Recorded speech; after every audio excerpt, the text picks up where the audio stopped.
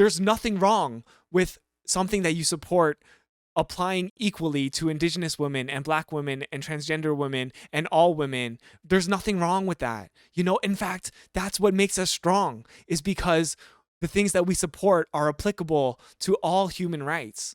That's what makes us stronger, is because our belief systems, like, they uplift everyone. That's our power. That's our secret power. But then when you see something that's like so counterproductive, like, wow, you're not a good ally because you're using a certain hashtag, that is literally like the worst thing that we can do. It's a wonderful day in the homiehood, a wonderful day for a homie. Won't you be my homie to Taro? Jessie Gender and other transgender YouTubers were targeted.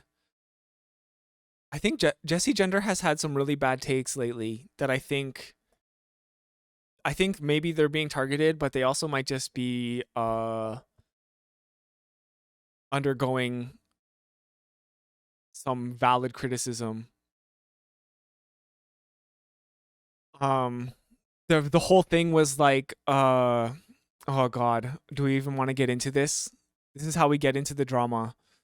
So Jessie Gender, there was the girl in the UK who was stabbed to death for being transgender. A lot of people were speculating that it was a hate crime, and a couple things were trending as a result of that incident. One of them were the hashtag say her name thing that was trending.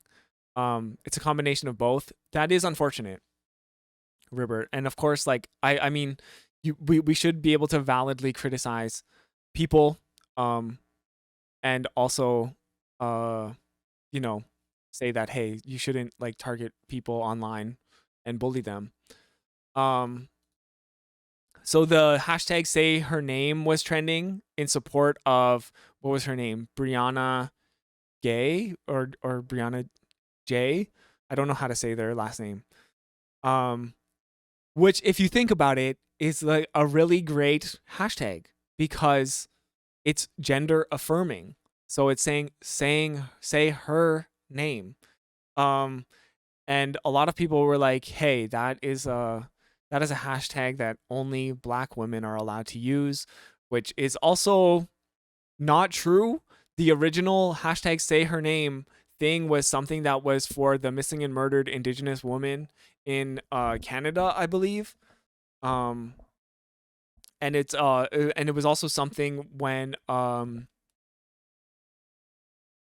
what was her name? Is it another Brianna? Am I thinking of this wrong? Brianna Taylor? Yeah, it was also something that was trending when Brianna Taylor was murdered, and when when the George Floyd riot stuff, they're not riots, in the wake of George Floyd's death and murder at the hands of police, there's a lot of things that are like, say their name, right? Like, make sure like we're humanizing these people as much as possible. So for me, that the fact that people were upset that people had chosen to use a certain hashtag say her name, when a trans person is targeted and died, it's just like, it's so stupid. As progressives, as socialists, we should be casting the widest net possible. So what's the point of using a hashtag that is less likely to trend and bring attention to an issue, right? And it's not even like, this hashtag is trending for other reasons right now. It's not like it's the middle of Breonna Taylor's trial and that's the hashtag that they're using.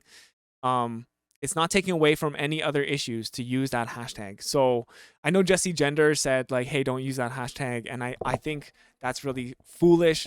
I saw a lot of ugly Twitter takes that were like, the only reason that Brianna J's death is trending and people are talking about it is because she's white. I also just adamantly like disagree with that kind of framing, like, it's like, okay, It just seems really like somebody died and your reaction is like, well, we're only talking about it because they're white. I mean, it's like it just like seems like really dehumanizing and really counterproductive to anything that we're trying to achieve. Heather Heyer was white. She always gets mentioned during the say their name lists. Okay, right? Like, and yeah, it's it's not something that we have to nitpick about, you know? Like, it's a hashtag, first of all. It's not creating any institutional change to tweet about stuff like this. Um, but our movement as leftists should be unified. The things that we support should be applicable across all all movements, all social civil rights movements, like if there's nothing wrong with something that you support applying equally to indigenous women and black women and transgender women and all women, there's nothing wrong with that. In fact, that's what makes us strong, is because the things that we support are applicable to all human rights. That's what makes us stronger, is because our belief systems, like, they uplift everyone. That's our power, that's our secret power. But then when you see something that's like so counterproductive, like, wow, you're not a good ally because you're using a certain hashtag, that is literally like the worst thing that we can do, is start like infighting. And instead of talking about this woman who was murdered, we're talking about like how to conduct yourself online, and like people being like super sensitive, um to how you use your platform, and how you express your advocacy. And I think that is just like so counterproductive. So, you know um oh, it's really frustrating, actually. And I mean, it's the same thing with like the Hogwarts legacy. It's like we're just fighting each other, we're just fighting the people that we already know. We know not to buy Hogwarts Legacy, but we're not trying to reach the people that we already know are allies. We're trying to reach the normies. We're trying to reach the people who don't even really care or have an opinion, right? Like, that's the important thing, is that we reach the people who are unaware. And all those people who are unaware, they're out there playing the game. They're out there playing Hogwarts Legacy because they don't really care. They're not aware of these issues, so by saying, hey, if you play this game, you're not an ally, and you're a you don't believe in rights for trans people, that doesn't help them become allies. That doesn't help them say, okay, I'm here to listen. You've basically already said that they're an enemy, and they're never going to come onto our side now, because they think that like it's this purity testing movement, and then if you're not a perfect ally, then you're never going to be fit into this movement, which,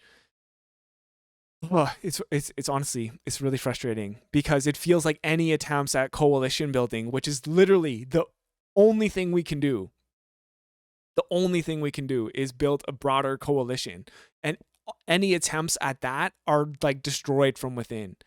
And that is just like, it's just so hard. It makes it so difficult to be part of the movement. But of course, we have to continue. But then we have to say, hey, Jessie Gender, maybe you should stop being reactionary. And that's really what it is. It's people who claim that they're at the forefront of like these movements, but they are essentially demonstrating like reactionary identity politics, right? Which, if you don't know, that's something that conservatives do. That's something that like neoliberalism does, and that's something that should not be part of like a leftist socialist movement, So anyways, really frustrating. The online left will forever be the most frustrating thing on the planet, because it's so self-destructive. Um and in a way, it's just like, if something organically is produced out of like an incident, like a certain hashtag being used, like, let it trend. Let it trend, you know? Trending is good. Trending is good for all of us, when the things that we care about are making mainstream news.